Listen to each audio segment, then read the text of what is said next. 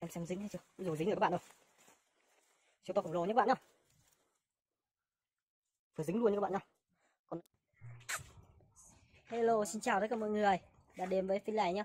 Hôm nay bây giờ là gần tối rồi. Bây giờ tầm khoảng 17 giờ, hơn 17 giờ. Mình sẽ đưa mọi người đi bẫy lợn rừng nhá. Lợn rừng siêu to khổng lồ nhá. Xem nguy hiểm đấy, cấm trẻ em làm theo dưới mọi hình thức nhá. Đấy. Đây sẽ là dụng cụ bẫy lợn rừng của mình nhá. Đó, mọi người theo dõi nhá. Đùa mọi người thế thôi, thực ra là không có lợn rừng đâu. Mình sẽ xiên ngô này, bẫy chuột núi. Mình có phát hiện chuột núi này, nó ăn toàn là cỏ chanh thôi nhá. Nó ở đây là không có ăn bậy bạ giống như là dưới thành phố chuột cống đâu nhá. Đây là chuột núi, chuột chính hãng của vùng quê nhá. Đấy, cẩn thận xiên vào móng tay thì khó chịu đấy, hơi khó xiên nha các bạn nha.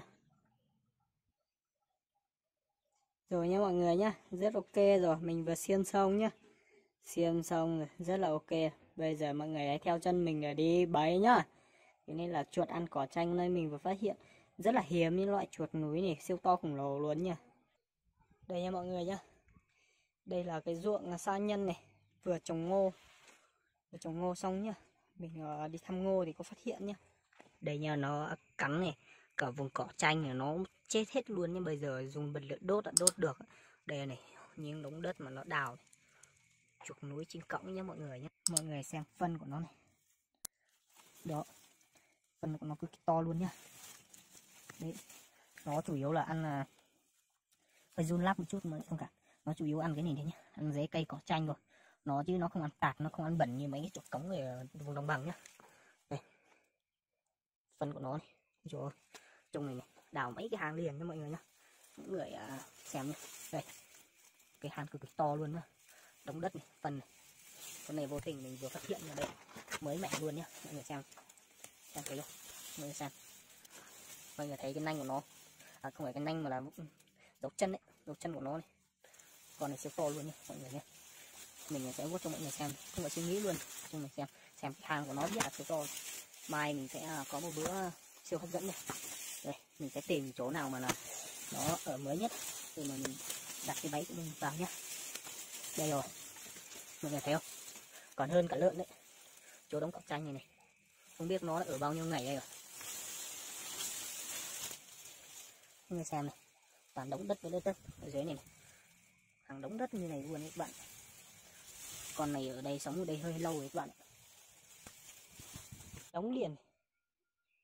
Phân của nó này, siêu to luôn, bao to luôn. Phân của nó đéo ở dạng vừa đâu các bạn. Các bạn theo dõi nhá. Trong này mình vừa phát hiện trong này này, nó đào ăn mới mẻ luôn. Mình sẽ đặt cái bẫy ở trong này luôn nhá. Trong khi mình đặt bẫy thì mình sẽ không quay cho các bạn xem nhá.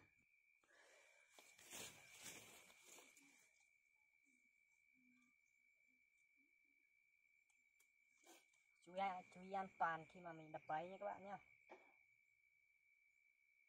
Cho thằng lon vào để mà nó động một cái là nó dính luôn nhá. Chú ý an toàn chân tay nhá. Thế này đau lắm đấy, không phải dạng vừa.